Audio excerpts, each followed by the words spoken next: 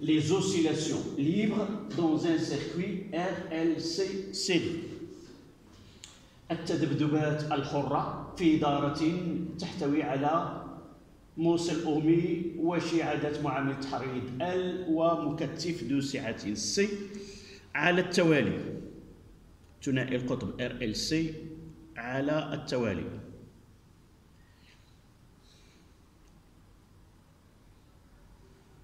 D'accord? Donc c'est la dernière leçon en électricité. C'est RC évidemment pour cette année. On traitera que l'autre partie a été supprimée du fait de... On a allégé le programme cette année relativement aux années précédentes. Donc, les oscillations libres dans un circuit RLC, on va voir le comportement d'un condensateur chargé lorsqu'il est relié à un conducteur ohmique de résistance R et un condensateur de capacité C, une bobine d'inductance L et de résistance petit r, où on peut traiter le cas où la résistance R est négligeable. Revenons en arrière. Nous avons étudié le dipôle RC dans deux états, charge de condensateur et décharge d'un condensateur. Et nous avons déterminé que le système électrique réalise un régime, le fonctionnement, soit la charge soit la décharge, se fait en deux régimes. Un régime permanent, où la tension au bord du condensateur est égale à celle au bord du générateur. Mais avant d'arriver au régime permanent, on a un régime transitoire où la tension au bord du condensateur augmente à partir de 0 jusqu'à atteindre sa valeur limite qui est la tension au bord du générateur. L'autre étude CRL, c'est l'établissement et la rupture du courant électrique. Évidemment, ce système-là, de point de vue régime de fonctionnement, est identique à celle de RC, c'est-à-dire il y a un régime transitoire lors de l'établissement de courant électrique. Au cours de cet intervalle-là, l'intensité de courant augmente à partir des 0 et lorsqu'elle atteint la valeur limite qui est IP, c'est l'intensité de courant qui est dans le régime permanent. Dans ce cas-là, on passe à un autre régime qui est le régime permanent. Maintenant, on va essayer de voir d'abord le terme libre. Pourquoi il y a les oscillations libres dans un circuit RLC? Tout simplement, il y a une autre leçon qui est les oscillations forcées dans un circuit RLC. Ça, ce n'est pas dans le programme de l'option sciences physiques, mais on le trouve en sciences mathématiques. La différence entre les deux, forcer l'existence d'un générateur dans le circuit, c'est lui qui va obliger le dipôle RLC à réaliser ces oscillations. Mais là, ce sont des oscillations libres, c'est-à-dire le circuit lui-même, il est capable de produire ces oscillations à partir d'une énergie initiale qui est l'énergie électrique emmagasinée dans le condensateur.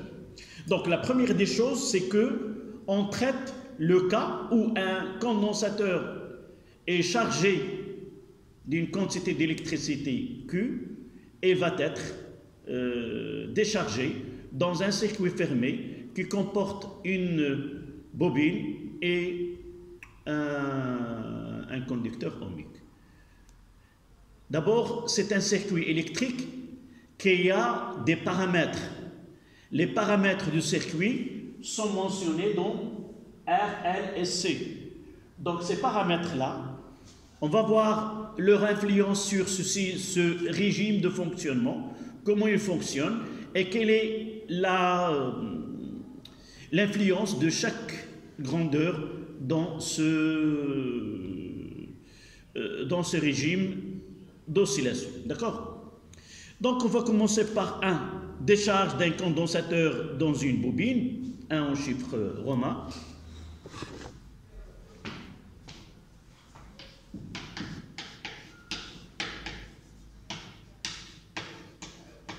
Décharge d'un condensateur évidemment chargé dans une bobine, évidemment, et là, L et R.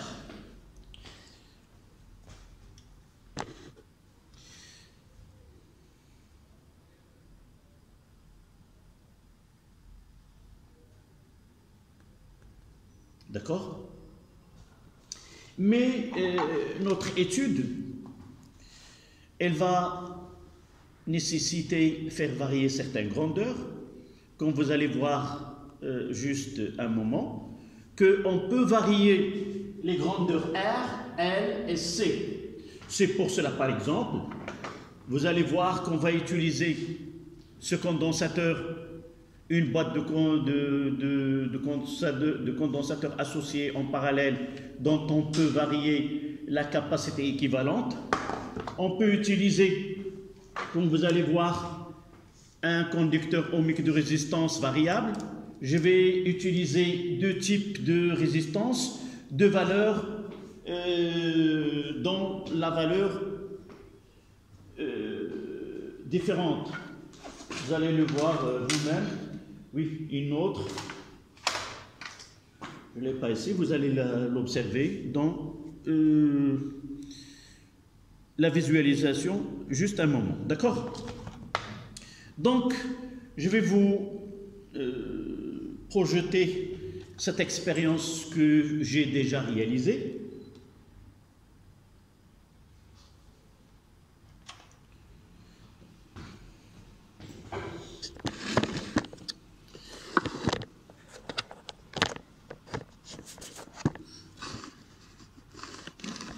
D'accord? On attend qu'il...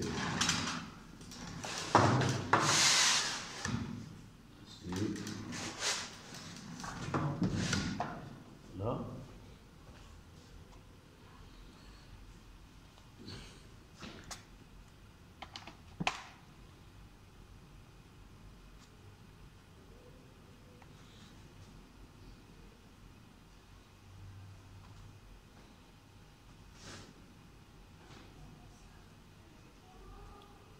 Voilà.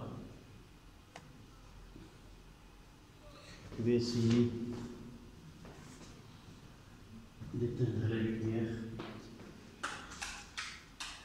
pour une bonne vision.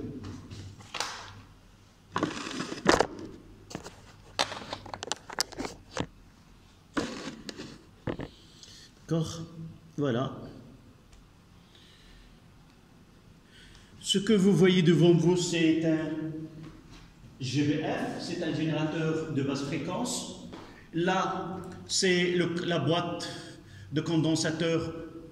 Ici, c'est deux conducteurs ohmiques de résistance différentes. Là, c'est fois 1000 et là, fois 10, fois 100.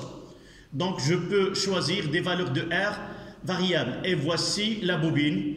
Donc, je peux faire varier le coefficient d'auto-induction. Là, je vais essayer je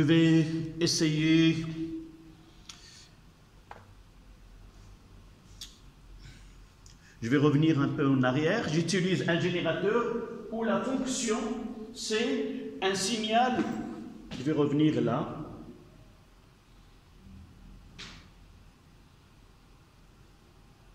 Juste avant. Là, c'est les deux conducteurs ohmiques. La bobine. Et là. Vous voyez ici, là, si je veux utiliser un signal sinusoïdal, un signal en créneau O rectangulaire, et là, un signal qui est triangulaire. Pourquoi utiliser un signal en créneau et rectangulaire, c'est comme si au lieu de fermer et ouvrir le circuit afin de charger et décharger le condensateur, on le réalise à l'aide de CGBF. C'est-à-dire une fois qu'on fait la charge et la décharge d'une façon automatique. D'accord? Et on visualise sur l'oscilloscope la tension aux bornes de condensateur. Voilà, vous voyez ici. Je vais revenir, peut-être l'image est un peu plus claire.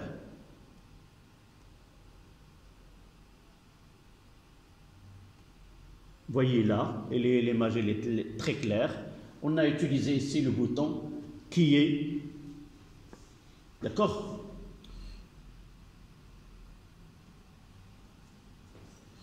Donc on va visualiser la tension au bord de condensateur et vous voyez que ce qu'on obtient ici, c'est une courbe, si vous voulez, des oscillations. La courbe présente des crêtes et ces crêtes-là diminuent au cours de temps. Voilà. On va essayer de faire varier la résistance du circuit et on va voir quel est l'effet de la résistance. Vous voyez que dans ce cas-là, il n'y a qu'une seule oscillation, d'accord?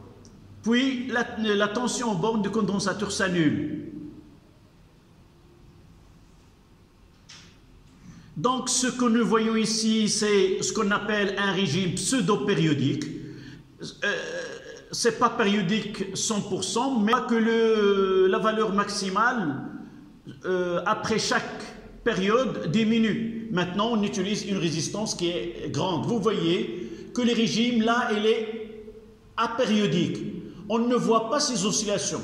Pour une résistance qui est très grande, les oscillations ne sont plus pseudo-périodiques. Vous voyez, en jouant sur la résistance, voilà, je passe à des valeurs R très grandes, là, et l'autre côté, pour des R, là, on diminue la résistance, et on passe d'un régime apériodique à un régime pseudo-périodique. D'accord? On va essayer de voir un autre enregistrement de la même... Je vais essayer de voir une autre là.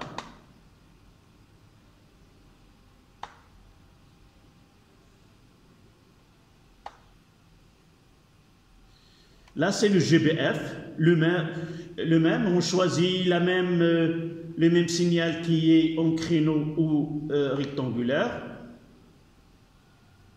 Là, c'est la bobine. Et vous voyez là, je peux faire varier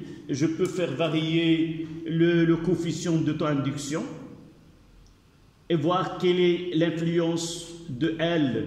Là, vous voyez la même chose, deux conducteurs ohmiques, là pour avoir une résistance qui est petite et là pour augmenter la résistance et voir le type de régime réalisé par le circuit. D'accord? Et vous allez voir que là, elle est valeur petite, fois 100. L'autre, elle est fois 1000.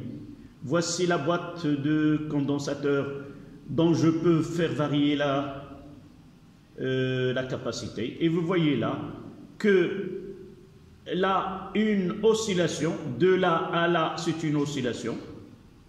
C'est-à-dire la tension aux bornes de condensateur augmente jusqu'à atteindre une valeur maximale, puis elle décroît, puis elle prend une valeur minimale négative, puis ainsi de suite. D'accord?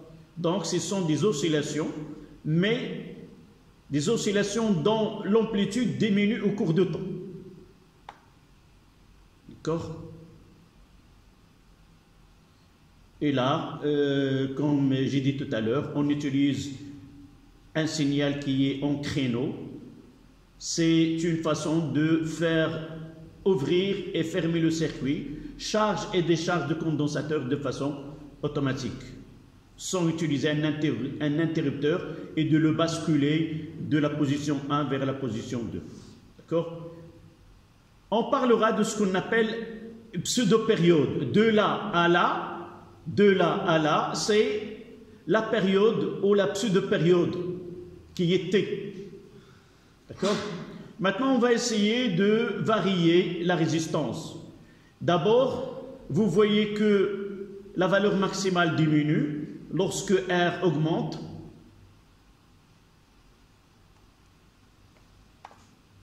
Voilà. Il diminue jusqu'à avoir là aussi un régime apériodique. Donc je ne peux pas avoir ce régime apériodique avec cette résistance, donc il faut changer de résistance. Là on part à la bobine. Je peux voir quelle est l'influence de L sur la pseudo-période. C'est-à-dire, vous voyez, d'abord, en faisant varier L, le pseudo-période varie, et même l'amplitude, c'est-à-dire la valeur maximale. D'accord? Maintenant, on va essayer de voir avec C.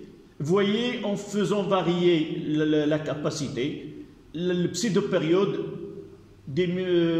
varie aussi. Donc, la pseudo-période dépend de C et dépend de L. Évidemment, on va le voir.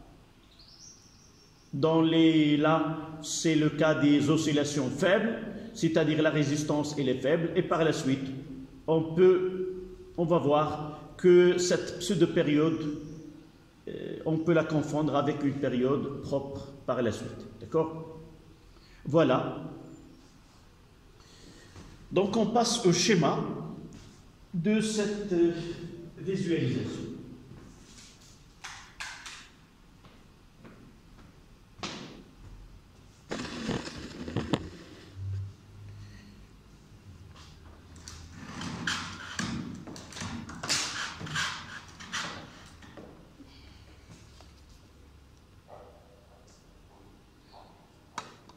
Évidemment, une petite remarque. Là, ce que nous avons fait, c'est un travail expérimental qui est ancien, mais on peut trouver dans un exercice ou dans un examen autre technique de visualisation de la tension aux bornes de condensateur, ce qu'on appelle l'EXAO. On peut utiliser un système d'acquisition qui permet de traduire la tension au bord de condensateur sur un schéma qu'on peut la tracer et qu'on peut l'imprimer et l'utiliser. Donc, la même visualisation peut être à l'aide d'un logiciel, d'un PC et voir cette visualisation. D'accord? Donc, 1.1, étude expérimentale.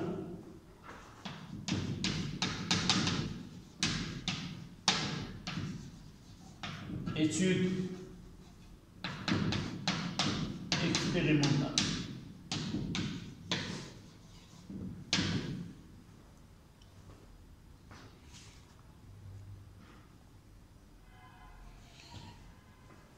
Donc là, un GVF.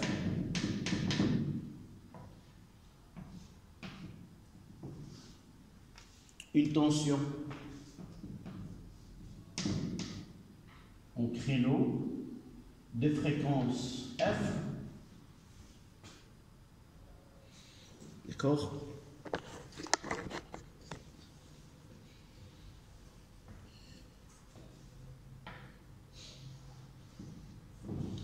Et une bobine, une résistance R. Là, on mettra LR et la R. Et là, un condensateur.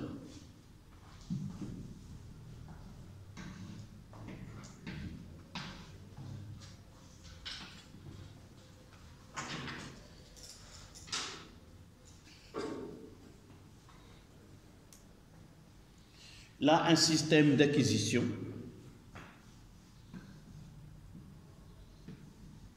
ou un générateur ou un oscilloscope. Là, un système, on va le mettre parce qu'on le trouvera dans des exercices, système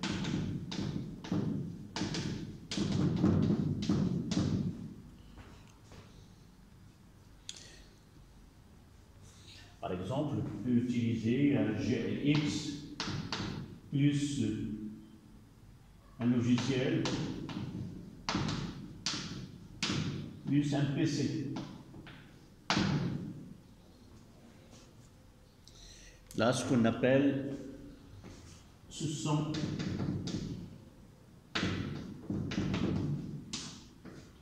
des expériences assistées par ordinateur. Mais pour nous, on va visualiser ce qu'on va voir à l'aide d'un oscilloscope. Comme on peut utiliser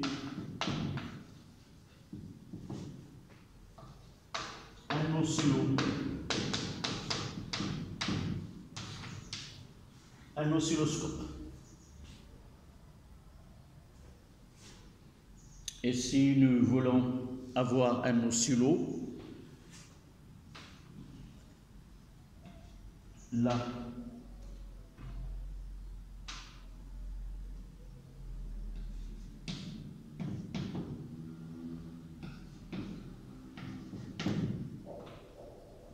ici c'est la tension UC et on peut, là c'est l'entrée et là c'est la masse vers une voie.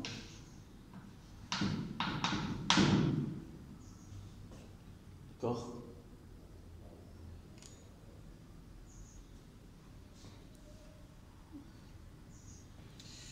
Là, c'est le dispositif expérimental.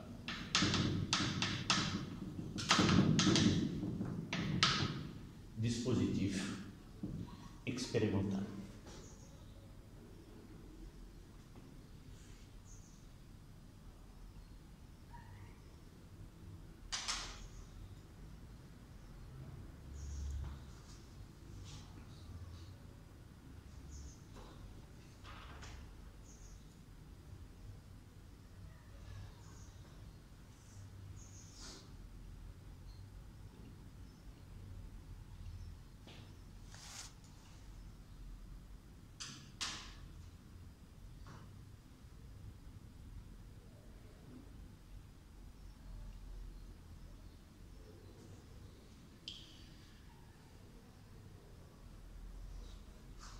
Donc, visualisation.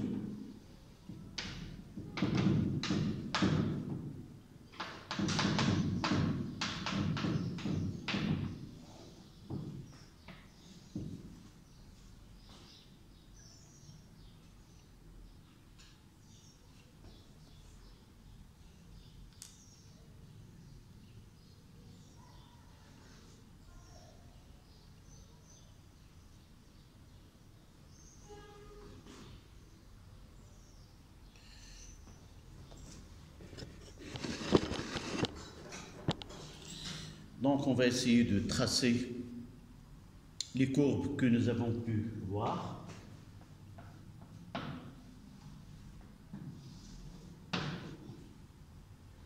Là, c'est UC et là, c'est T.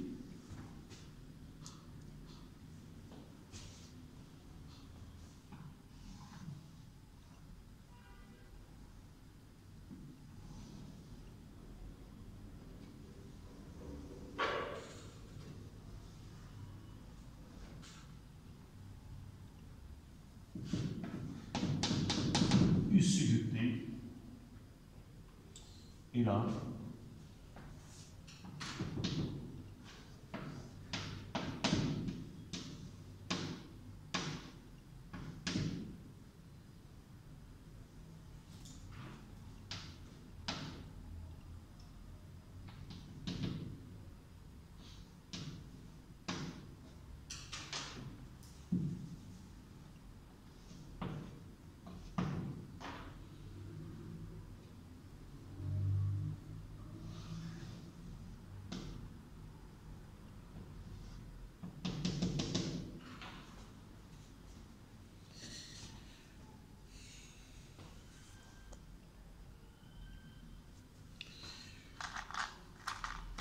Là, on appelle le régime pseudo-périodique.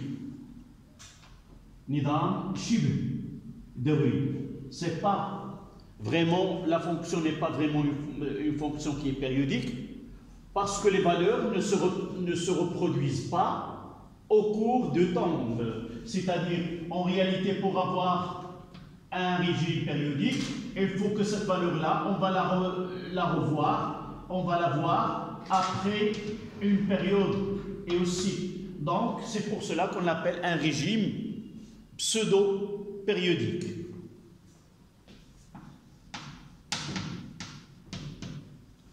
Donc, on vous demande de nommer ce schéma, quel est le régime qui lui correspond. Vous allez dire que le régime pseudo-périodique. Le régime pseudo-périodique.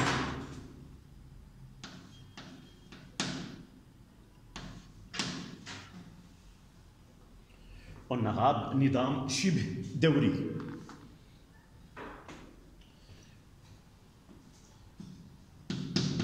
Nidam shib dawri. Et T, c'est la pseudo-période.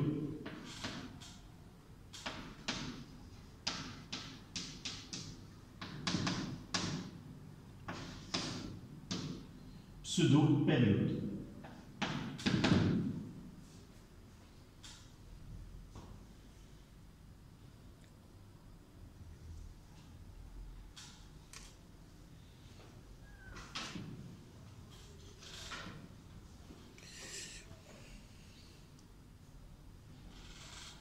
Là, on peut avoir ce que vous avez vu tout à l'heure, c'est qu'on peut avoir une seule oscillation, puis le régime, les oscillations vont s'amortir. Et dans ce cas-là,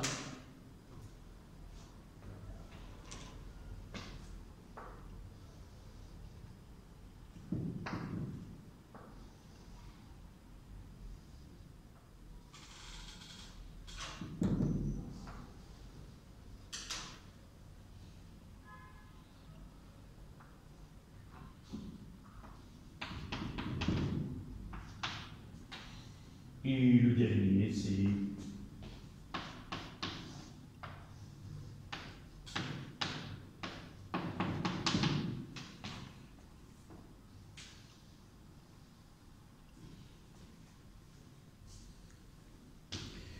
entre ces deux régimes, il y a ce régime intermédiaire, si vous voulez. Là, on l'appelle régime apériodique. C'est-à-dire il n'y a pas de période. A, ça veut dire absence de périodicité. C'est-à-dire que la décharge se fait de façon uniquement dans la décharge. Jamais on n'aura une recharge de condensateur. C'est-à-dire là, c'est la décharge.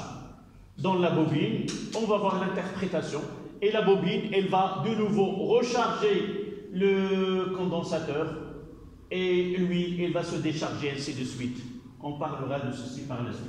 Là, c'est un régime apériodique.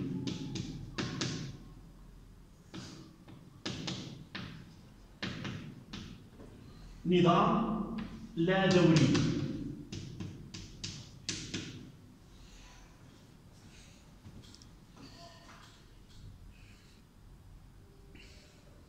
Là, c'est un régime critique. En réalité, ce n'est pas dans notre programme.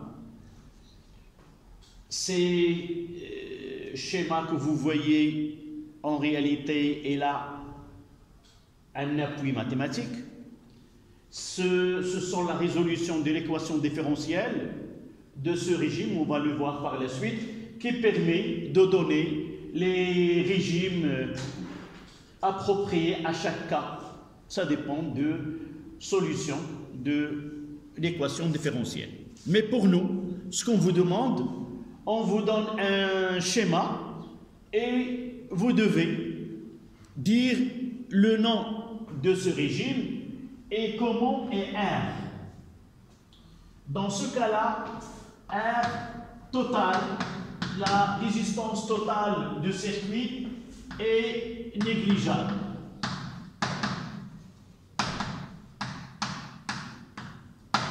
Là, R est très grande. R est très grande.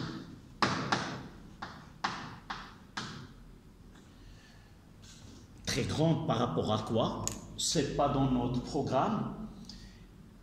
En réalité, il y a ce qu'on appelle une résistance critique. À partir de cette résistance critique, si on la dépasse, on passe de régime pseudo-périodique au régime apériodique. Mais pour nous, ce n'est pas demander ce détail-là. On vous demande que de décrire les deux phénomènes et leur relation avec la résistance totale du circuit. نظام شبه دوري، نظام لا دوري، هناك نظام حرج. في هذا النظام الحرج كيمكننا أننا نحدوا القيمة ديال المقاومة المكافئة لهذا النظام الحرج، ومن ثم يمكن انطلاقا من هذه المقاومة هذه إما غادي يكون نظام لا دوري أو غادي يكون نظام شبه دوري. قلت هذه المقاومة هذه كترجع للمعادلة التفاضلية ديال هذه الدائرة ال سي، غادي نحاولوا نشوفوها فيما بعد. وبالتالي الحل ديالها كاين ثلاثة الحلول، لأنها هي معادلة من الدرجة الثانية. الحل ديالها متعلق بدلتا، دلتا تساوي صفر، دلتا أكبر من صفر، دلتا أقل من صفر، ومن هنا كيمكننا نحدوا الأنظمة. هذا الجانب هذا ما مطلوبش منا، بل اللي مطلوب منا هو نتعرفوا على الأنظمة وعلاقتها بالمقاومة الكلية للدار فقط.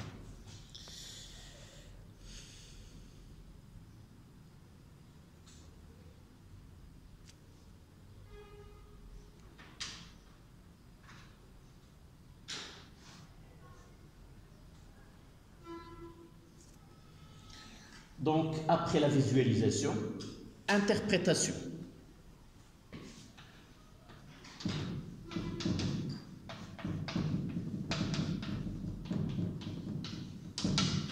Interprétation.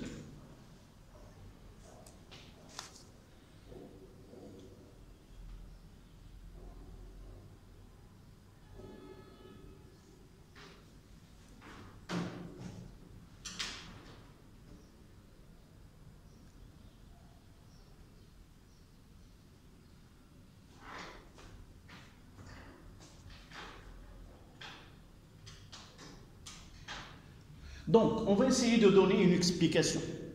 D'abord, avant de parler de régime pseudo-périodique, on parlera de régime périodique, on le verra par la suite. Vous voyez que dans ces circuits-là, il y a une résistance. Même dans le côté expérimental, nous avons augmenté la valeur de R afin de voir quelle est l'influence. Et par la suite, nous pouvons dire que ces oscillations sont amorties. Pourquoi elles sont amorties? Du fait qu'il y a présence d'un conducteur ohmique. Nous avons déjà étudié en première année que dans un conducteur ohmique, une partie de l'énergie électrique dans le circuit, elle est consommée par le conducteur ohmique. Et nous connaissons que cette énergie-là, c'est R fois I au carré fois delta de T. C'est-à-dire l'énergie dépend de la résistance, de l'intensité et la durée pendant laquelle ce courant circule dans le circuit. Donc, et on va voir aussi que l'énergie, on va la voir par la suite, l'énergie électrique ou l'énergie magnétique, elle dépend de la valeur maximale. C'est-à-dire, si la valeur maximale de UC diminue, ça veut dire que l'énergie électrique aussi diminue. D'accord? On le verra par la suite lorsqu'on va traiter le cas particulier où la résistance est négligeable. D'accord? Donc, à la ligne veloutée,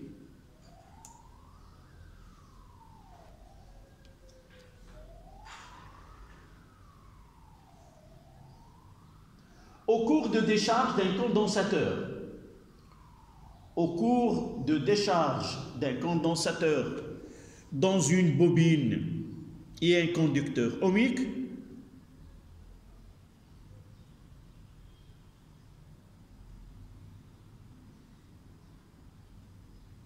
les oscillations électriques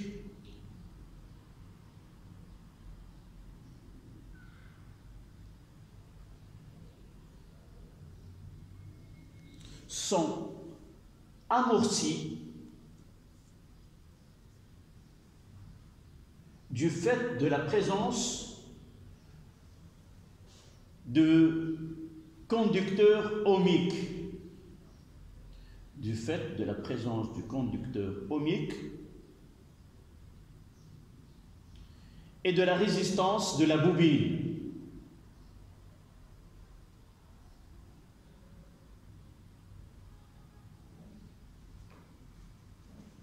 Virgule.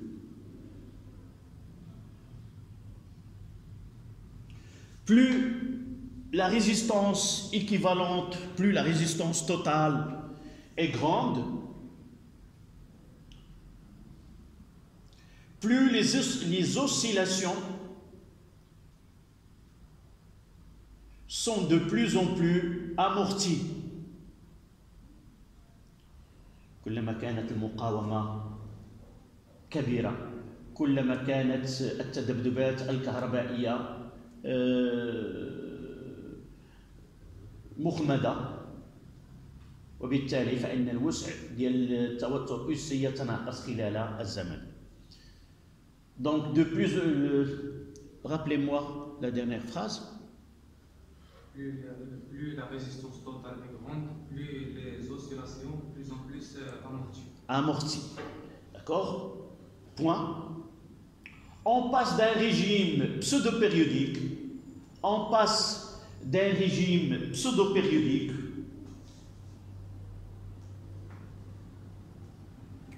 où la résistance est négligeable.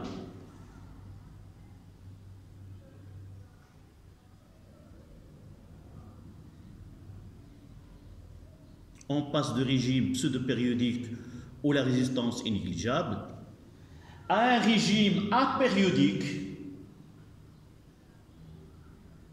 où la résistance totale est très grande.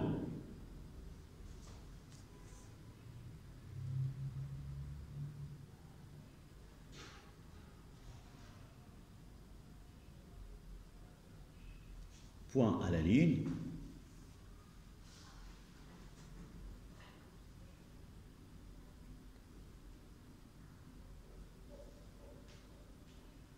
On explique l'amortissement des oscillations dans RLC. On explique l'amortissement des oscillations dans RLC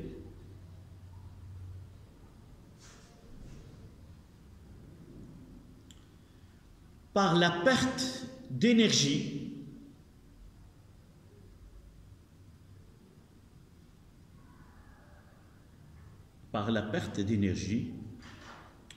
consommée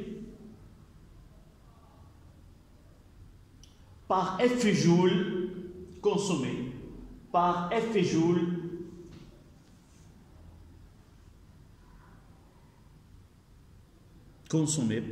joule, dû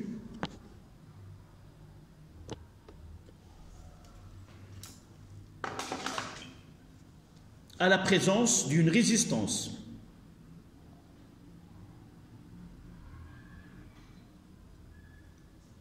D'accord?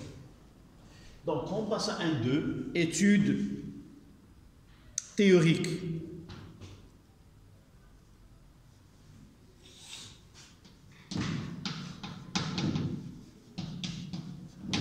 Étude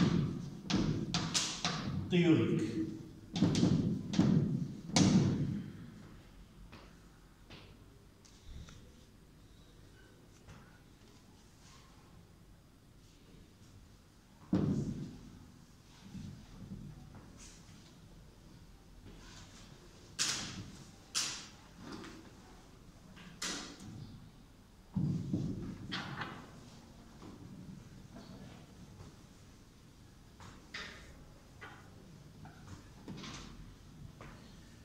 Dans cette étude théorique, on va essayer d'étudier le circuit qui comprend un condensateur, une bobine et un conducteur ohmique.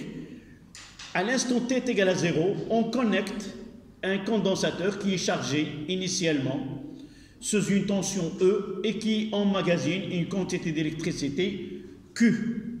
D'accord? Voilà le schéma. Donc un condensateur, une bobine, un conducteur ohmique.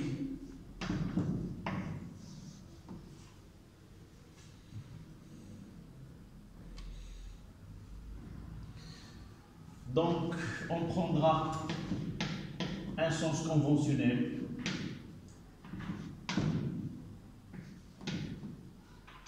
Là, c'est L et petit r, et là, c'est C. Sans oublier que le condensateur est initialement chargé.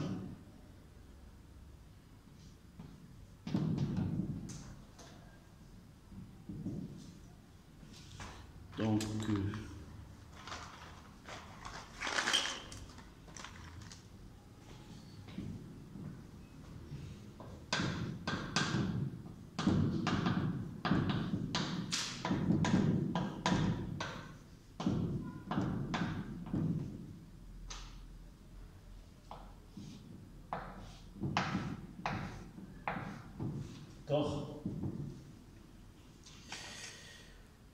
donc on va essayer d'établir l'équation différentielle de...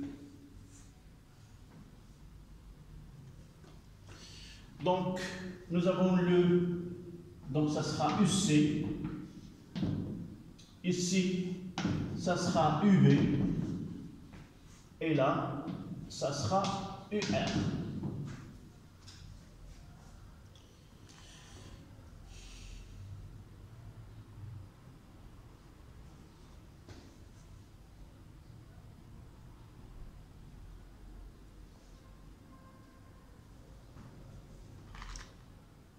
Et de là, on va essayer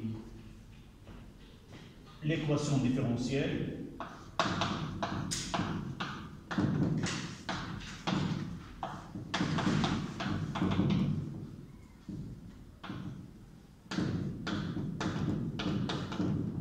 Que vérifie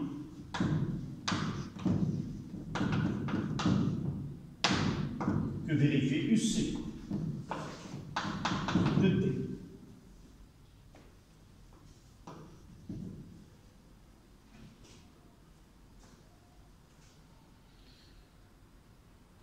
La première des choses, on applique la loi d'additivité des tensions.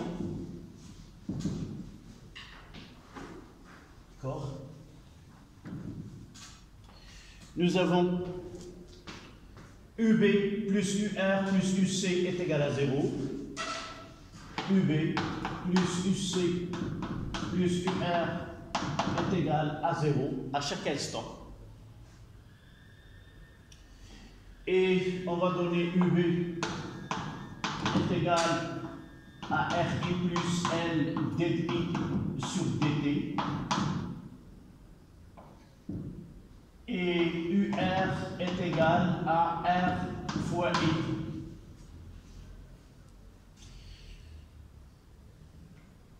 Sans oublier, nous avons que I est égal à D de Q sur dt et Q est égal à C fois E qui est égal à C D de QC sur dt.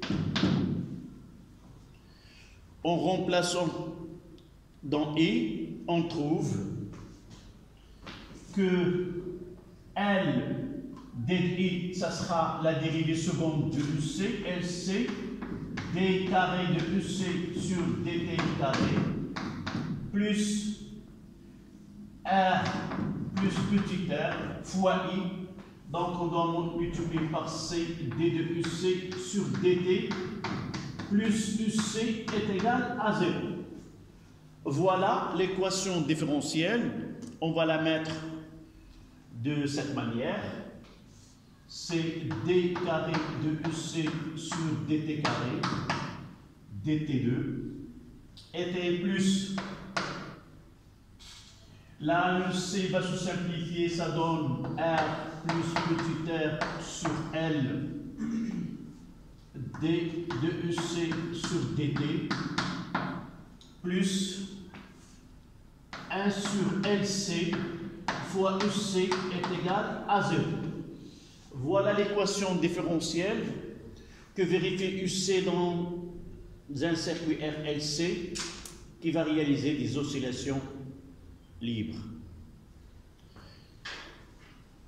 Cette équation, ce n'est pas dans notre programme. Cette équation-là, A, R carré plus BR plus C est égal à 0. Uniquement pour parler de comment nous avons déjà parlé de ces régimes. Là, on parlera de delta. C'est la racine carrée de A carré moins 4AC. Et à partir de là, on peut avoir les solutions. Mais pour nous, chaque solution nous donne un régime, si vous voulez, le régime. Donc on s'arrêtera ici 5 minutes et on continue juste après.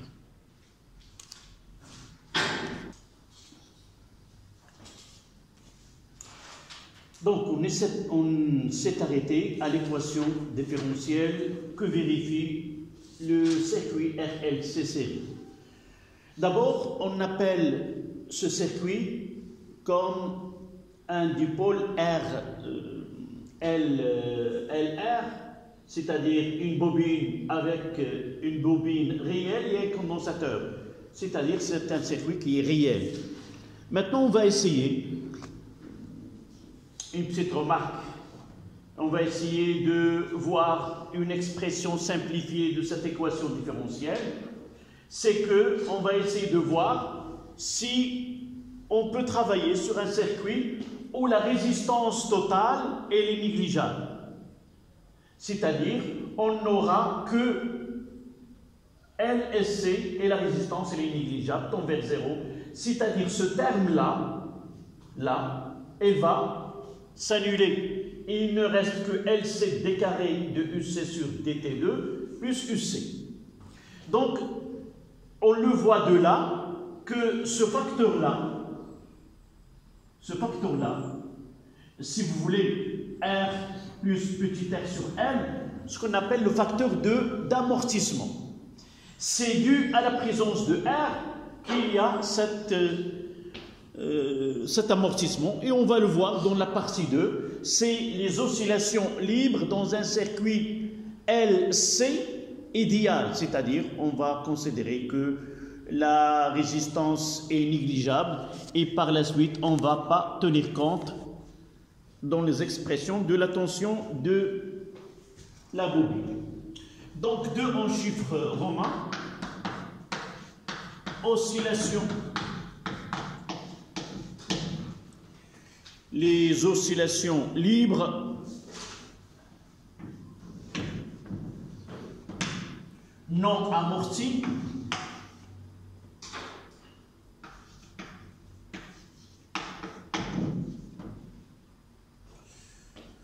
dans un circuit LC idéal.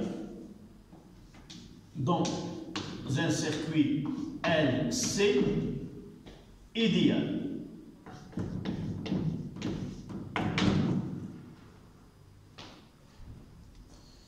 C'est-à-dire, on va essayer de travailler avec une bobine dont la résistance est négligeable.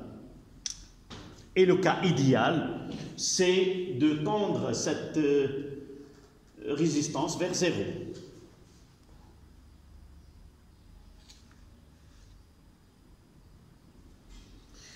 Et lorsqu'on néglige la résistance interne de la bobine, on parle d'une bobine un self, c'est-à-dire il ne présente que l'aspect d'auto-induction et l'aspect résistif, si vous voulez, le comportement comme un dipôle ohmique ne se présente pas. Donc à la ligne, pour une petite phrase, on décharge un condensateur, on décharge un condensateur dans une pure bobine. Dans une pure bobine.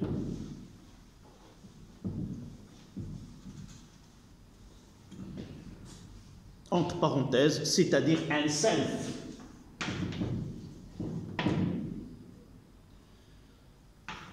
C'est-à-dire il ne présente que elle. Dati, ça, le self-induction ou l'auto-induction. Donc on va essayer d'étudier ce cas idéal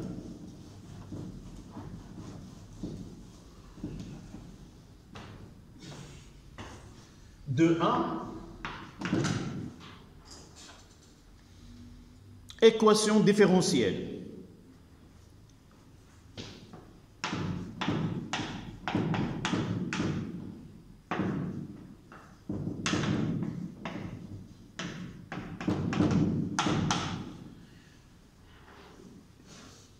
Évidemment, on peut changer maintenant. Au lieu d'avoir l'équation différentielle que vérifie UC, on va essayer d'établir l'équation différentielle que vérifie Q de T. Que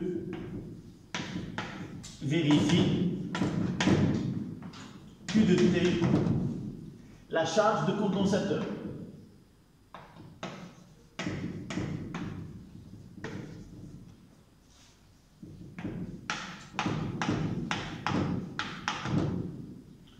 Comment on peut l'établir en fonction de UC, la tension aux bornes de condensateur. Donc un petit schéma de circuit, évidemment toujours on l'utilise dans un condensateur, C, et là,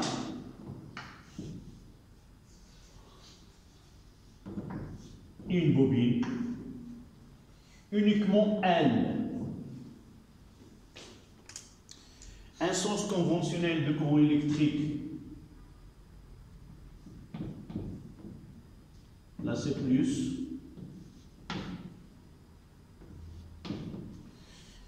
et on utilise la convention récepteur, c'est-à-dire UC là, et UL dans le sens opposé. Et d'après la loi des mailles, en choisissant ce sens d'orientation pour les tensions, vous voyez qu'on aura UC plus UL, UC plus UL est égal à 0. UC plus UL est égal à 0.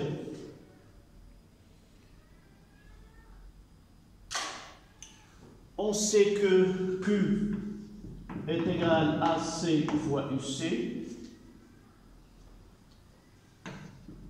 et UL c'est L dI sur dt.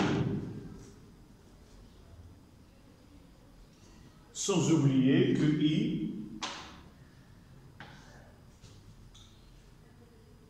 est égal à dQ sur dt. D'accord?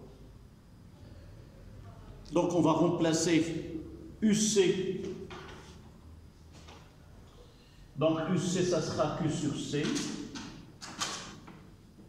plus L fois dI, et je remplace I par la dérivée de Q, ça donne D2, la dérivée seconde de Q sur dt2 est égale à 0.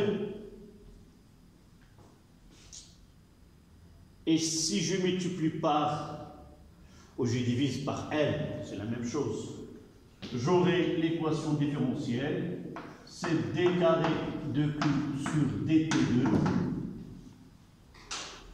plus 1 sur LC fois Q est égal à 0.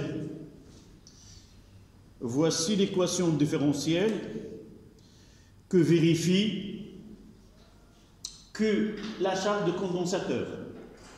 Évidemment, on trouvera la même chose, c'est D de UC, D carré de UC sur DT2, plus 1 sur LC fois UC est égal à 0. C'est la même chose. Si nous avons procédé par UC, on aura le même travail. Sauf que I, là, I est égal à C, D de UC sur D. Voilà ce qu'on doit ajouter.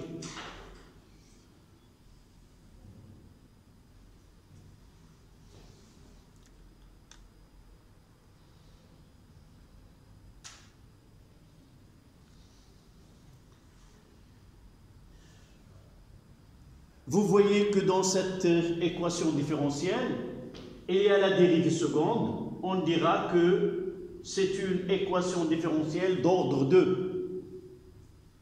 D'accord? Et autre chose ici, c'est que cette dérivée-là, elle est proportionnelle à Q. Remarque,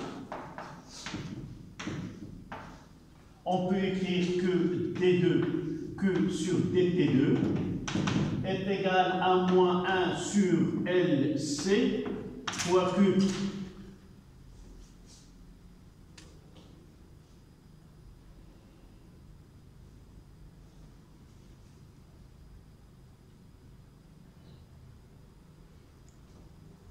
D'accord? Quelle est la remarque qu'on va ajouter? D'abord, c'est une équation d'ordre 2. Et il est linéaire parce que la dérivée seconde est proportionnelle à la dérivée seconde de Q est proportionnelle à Q. Donc vous notez. C'est une équation différentielle d'ordre 2.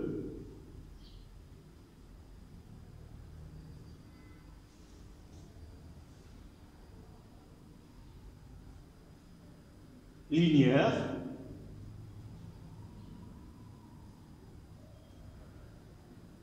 car la dérivée seconde de Q est proportionnelle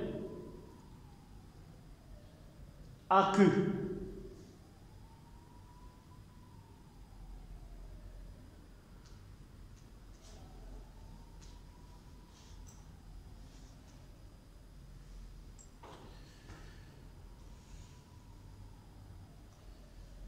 On passe maintenant à 2,2.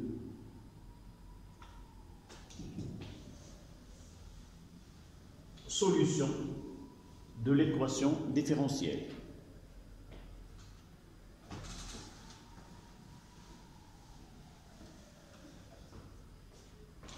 Donc 2, solution de l'équation différentielle.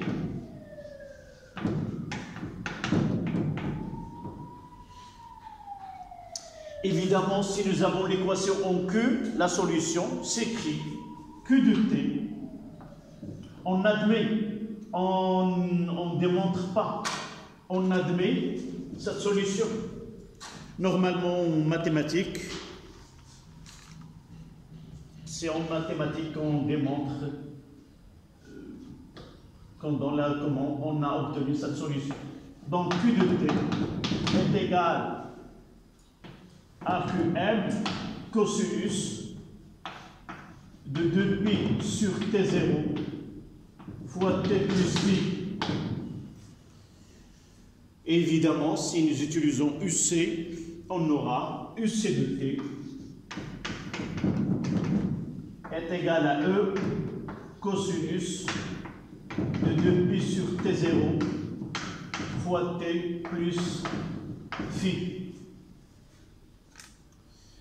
Et c'est que c'est la quantité d'électricité maximale emmagasinée par le condensateur, et E, c'est la tension sous laquelle le générateur a été chargé initialement.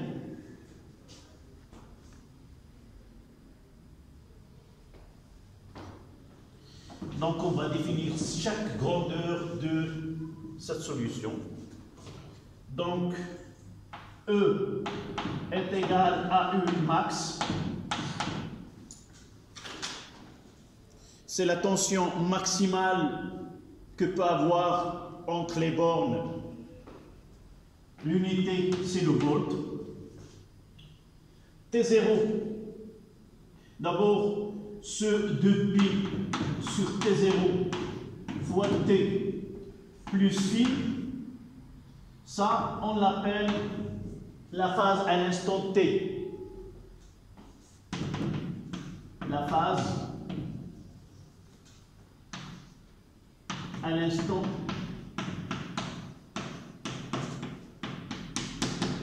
T. Phi, c'est la phase à l'origine des temps. La phase à t est égal à 0.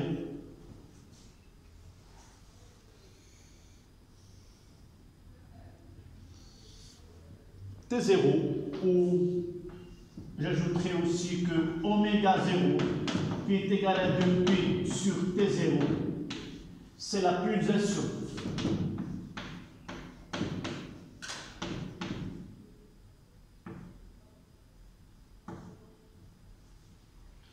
C'est la pulsation, et je ne l'ai pas écrit ici, mais j'ai la pulsation.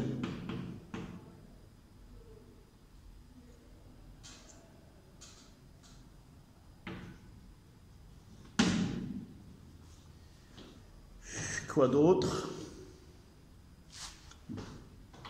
Pulsation.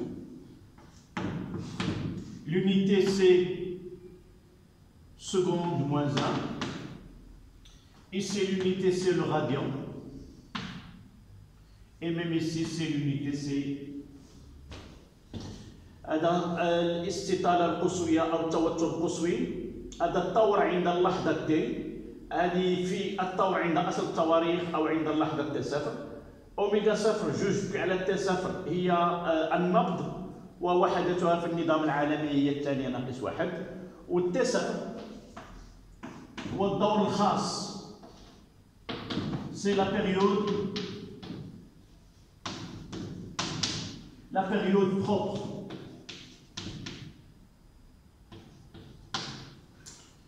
الدور الخاص ou la période propre.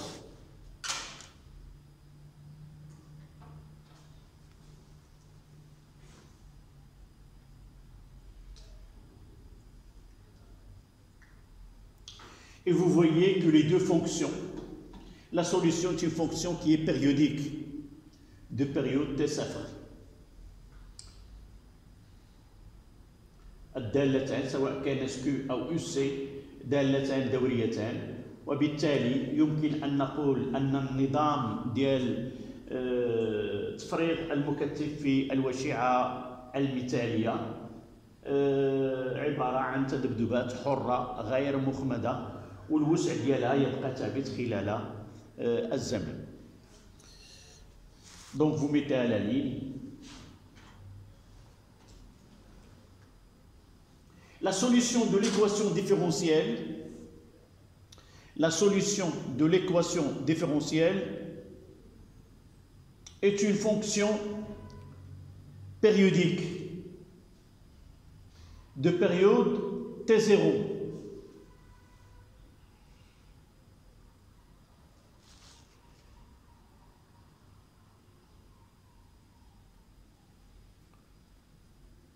Virgule.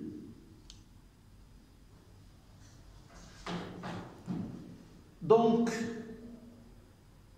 le dipôle LC,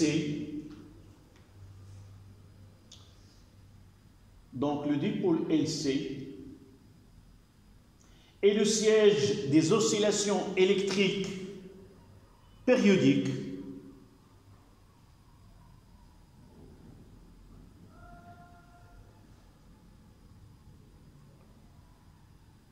au cours de laquelle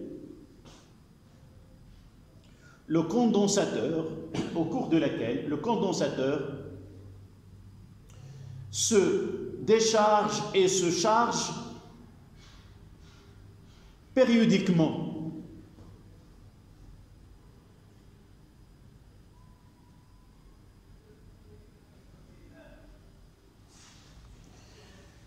Donc là, c'était la solution. On passe maintenant à l'expression de T0. Quelle est l'expression de la période propre? Donc 2, 3. Expression de T0. Évidemment, c'est 1 sur NF0 qui est la fréquence propre, avec F0, fréquence propre.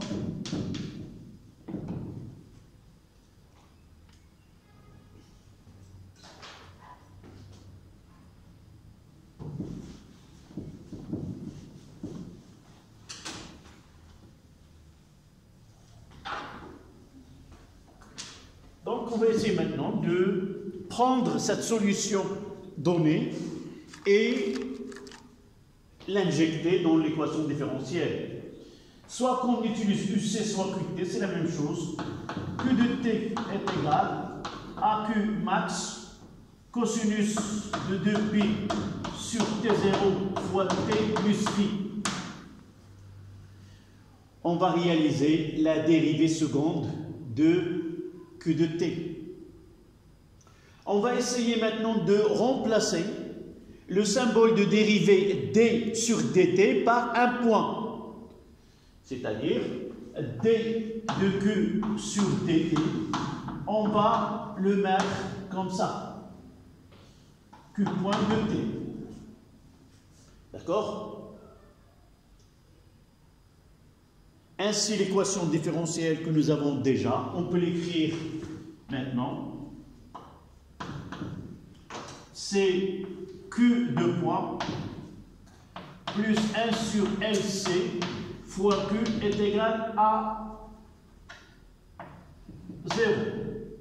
Ou même, on peut dire que UC de point plus 1 sur LC fois UC est égal à 0. D'accord? On peut mettre que D de UC sur dt est égal à UC de t point. D'accord? C'est pour alléger l'écriture tout simplement. On ne fait pas prime comme vous faites en mathématiques, mais on utilise le point. Parce qu'en physique, on utilise prime, m et n prime. Et par la suite, on va confondre les deux notations. D'accord? Donc, réalisons la dérivée seconde. D'abord, la dérivée première, d de Q sur dt. Vous avez étudié la fonction sinus et cosinus. D'accord? Quelle est la dérivée de cosinus AX? Moins sinus. Moins A, oui, le facteur ici, c'est moins. Je garde cette constante Qm. Et là, le coefficient, c'est 2pi. Là, c'est A fois le sinus de 2pi sur T0 fois T plus phi. Là, c'est la dérivée première. Dérivée seconde, la dérivée de sinus de AX, c'est A cosinus, il n'y a pas, donc on gardera. Donc, Q de point, donc je vais utiliser ici pas D de Q, mais Q point. Q de point est égal, toujours c'est moins Q, M, 2pi sur T0, le tout au carré, fois cosinus de 2pi sur T0 fois T plus phi. D'accord?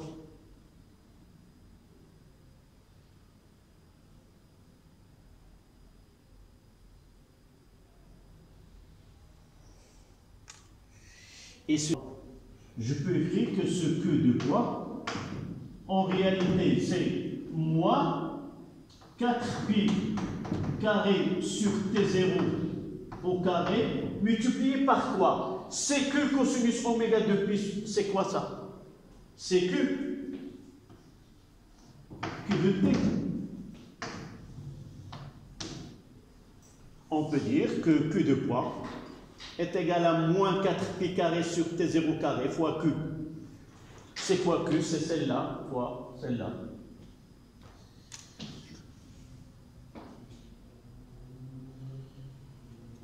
Il ne reste que la dernière étape afin de donner l'expression de T0.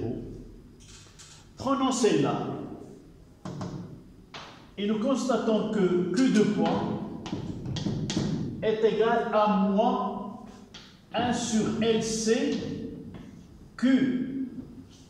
D'accord? Et ce que nous venons d'avoir ici, c'est Q de poids est égal à moins 4pi carré sur T0 au carré fois Q.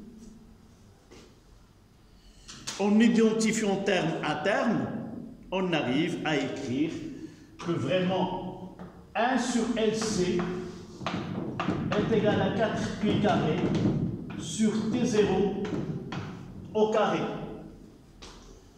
Et on écrit définitivement l'expression de T0. C'est 2pi, la racine carrée de LC.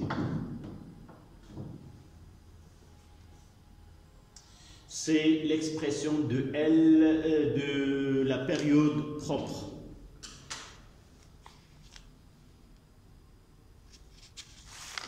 D'accord? Pour les unités, en système international, ça c'est en seconde, celle-là en H et celle-là en farad.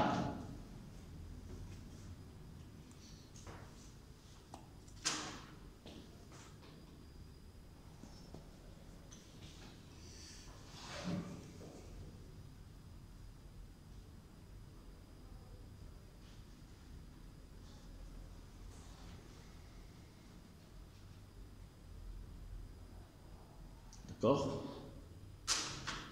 Maintenant, on va essayer de vérifier que vraiment la période propre a la dimension de temps, c'est-à-dire appliquer l'équation aux dimensions et vérifier vraiment que l'unité de T0 est la seconde.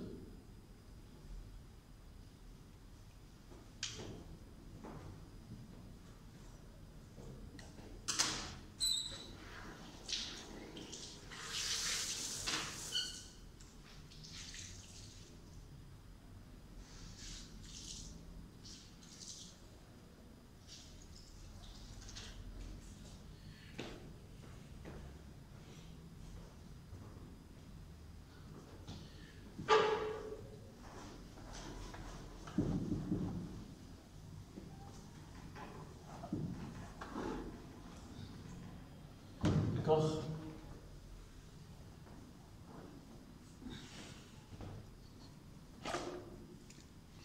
Donc, ça sera de 4, je pense.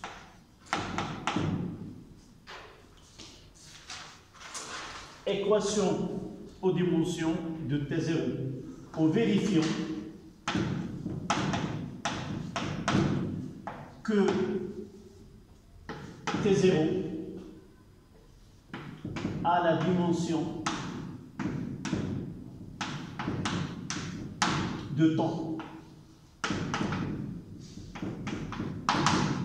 D'accord? Parmi les questions qu'on vous pose dans un exercice, c'est de vérifier que, en appliquant l'équation aux dimensions. Donc d'abord, je vais écrire cette expression d'une autre manière. T0 est égal à 2pi fois L fois C à la puissance 1 demi. D'accord? Et lorsqu'on utilise les équations aux dimensions, on ne tient pas compte de coefficients fois 2 divisé par 3 fois pi, ainsi de suite. Donc je peux écrire que l'équation de dimension de T0, c'est 1/2. L'équation de dimension de L fois l'équation de dimension de C.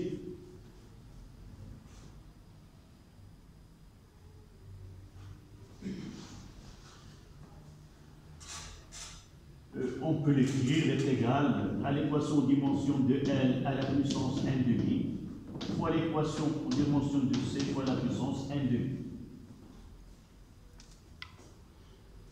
On est en électricité, donc il vaut mieux de chercher ces grandeurs en fonction d'une tension et d'une intensité. Donnez-moi une expression de tension où il y a le L. L, c'est la bobine. Et dans la bobine, il y a UL est égal à L dI sur dt. D'accord?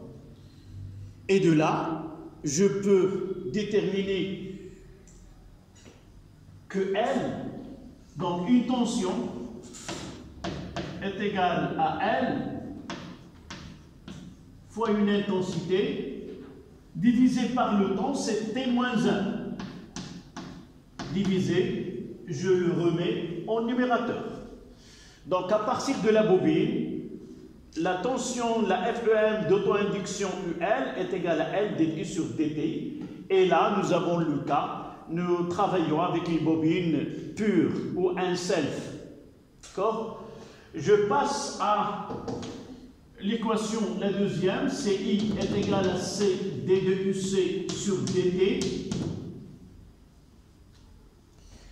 Et nous voyons que C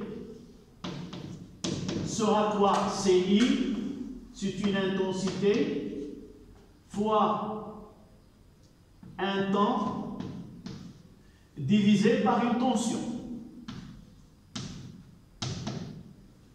D'accord? Il vaut mieux que je laisse ceci, celle-là et non pas celle-là. Donc T0, je vais l'écrire comme ça, T0 est égal. Donc L, qu'est-ce que j'ai fait? Vous m'avez rien dit là. L, ça sera U, ça sera L fois I, T-1. Donc L, ça sera quoi? Je dois l'écrire ici.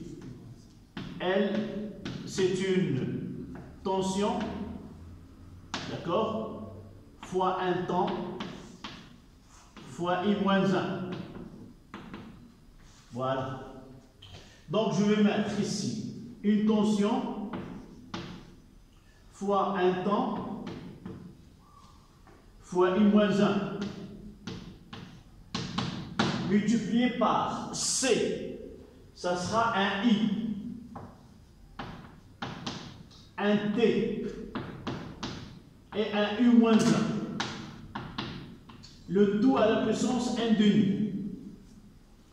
Qu'est-ce qu'on constate?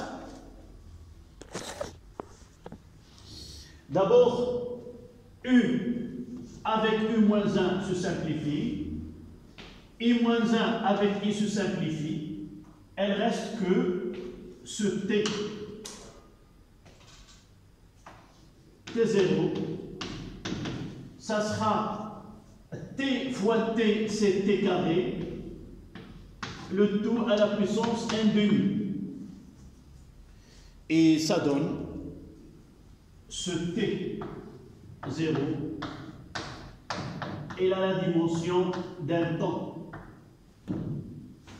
Et par la suite, l'unité de T0 dans le système international, c'est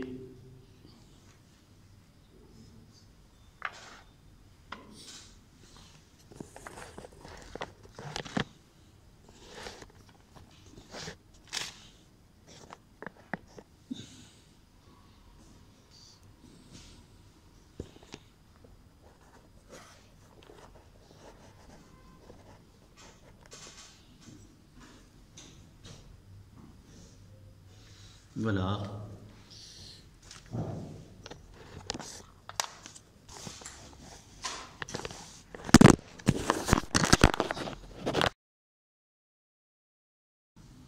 D'accord?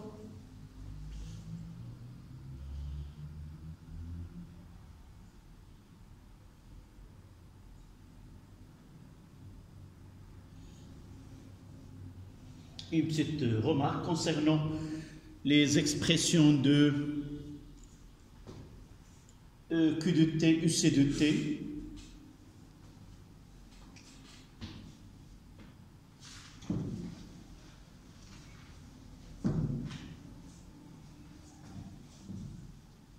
Remarque.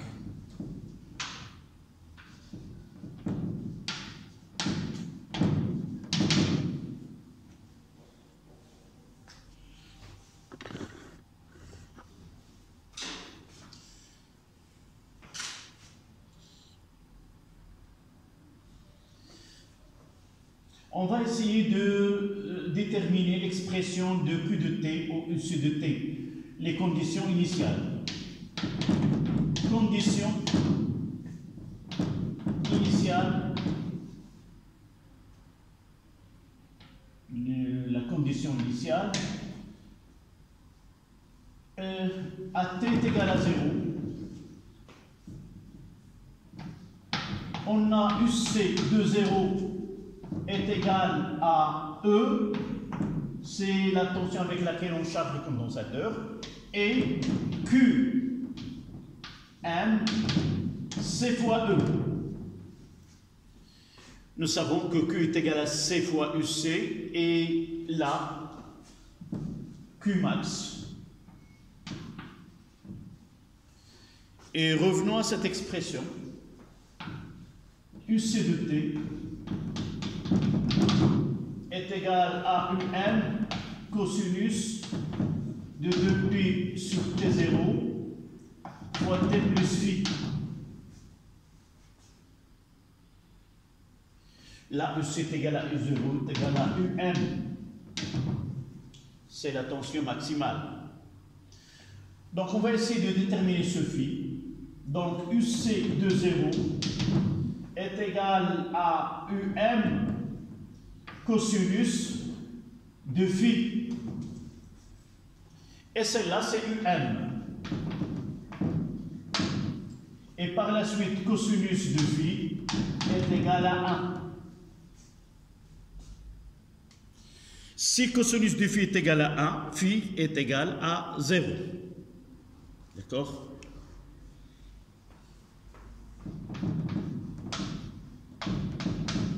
Phi est égal à 0.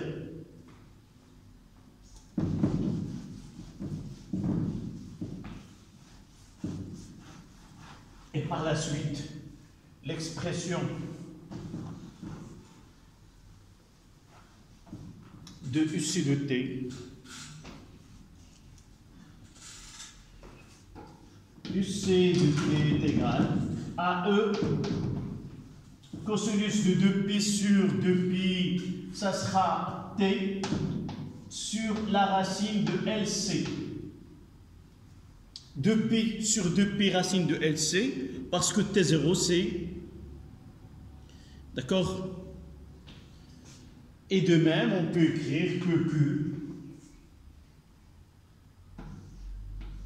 Q de T est égal à QM cosinus de T sur la racine de LC. Et on va finir par l'expression de I. Expression de I de T.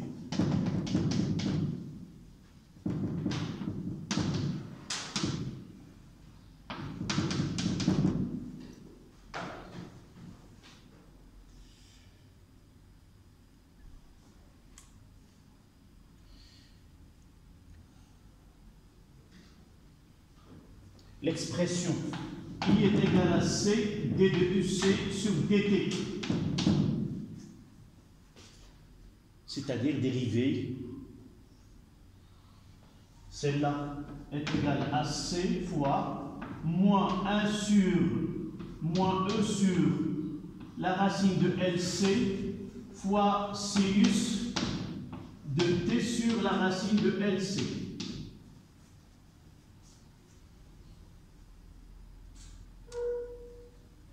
C'est-à-dire, I de T est égal à moins CE sur la racine de LC sinus de T sur la racine de LC. Donc, vous allez constater qu'on peut simplifier avec la racine de C. D'accord?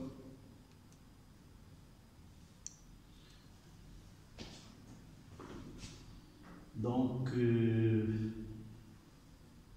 de là, on peut arriver à l'expression, le mot on peut l'avoir, si I de T est égal, comme on peut avoir de là directement, d'accord? On peut avoir la même expression, sauf qu'ici, on peut vérifier la même formule qu'on aura avec l'autre méthode, dd plus sur dt. Donc, I de t est égal, dérivé là, ça sera dd sur dt, c'est que, c'est moins, c'est la même chose. D'accord? C'est qm moins 1 sur la racine carrée de LC fois sinus de T sur la racine de LC. C'est la même chose, le même travail. Donc, je continue là, puis on va revenir sur l'autre côté. Là, ça sera CE fois la racine carrée de C sur L fois, je vais convertir le moins sinus, c'est le cosinus plus pi sur 2, c'est cosinus de T sur la racine de LC plus pi sur 2.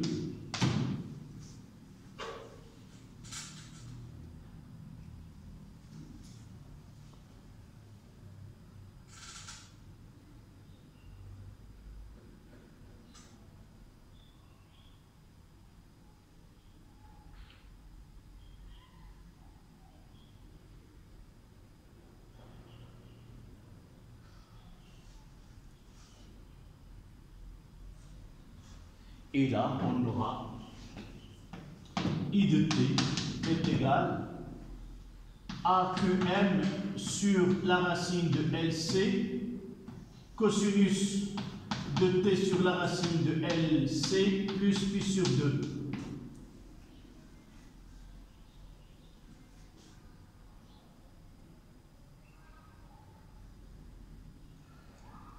Elle reste à vérifier. Elle reste à vérifier que celle-là, elle est la même que celle-là. Et c'est IM. On va essayer, si le temps le permet, de dire que cette partie-là,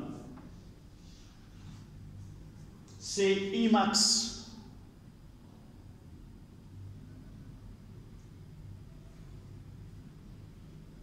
D'accord?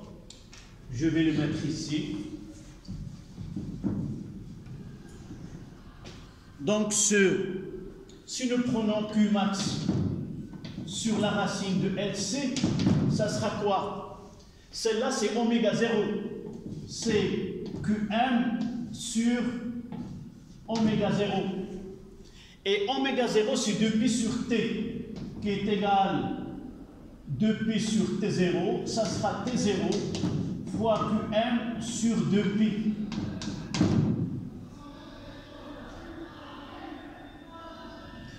Là, c'est en collant, la seconde moins 1, et là, c'est Imax est égal à Imax, et par la suite, I de T est égal à IM cosinus de oméga 0 T plus pi sur 2.